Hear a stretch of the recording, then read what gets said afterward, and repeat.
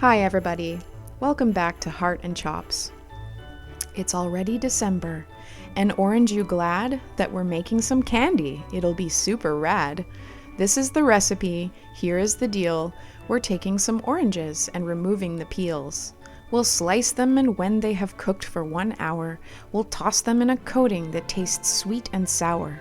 Then we'll dry them and jar them so they look very pretty. It'll make you forget that the weather is not great. Cut your fruit sideways, cut the halves into slices, and then into the size of strip that suffices. Put the strips in a pot filled with water that's plain and boil for 15 odd minutes, then drain. Next is the syrup, which you have to start, using water and sugar in equal parts. Dissolve all the sugar, and when it is clear, add in the peels, which you have kept near. Bring to a boil at medium-high, then simmer for 1 hour as you linger nearby. Not all of you are scientists, so here's a refresher. Candying works by preserving with osmotic pressure. As the end of the hour draws nearer complete, the peels will be softened, translucent, and sweet. That's when you'll know to take them off the heat.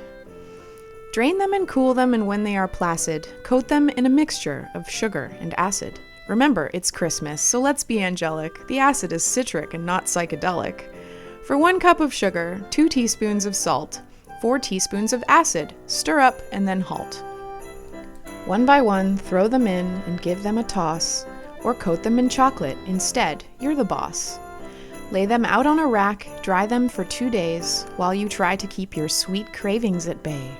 When they're firm, a bit crunchy, sour, and sweet, it's time to wrap up these delicious treats in jars from the dollar store or that you've upcycled. Your talent for frugality is simply unbridled.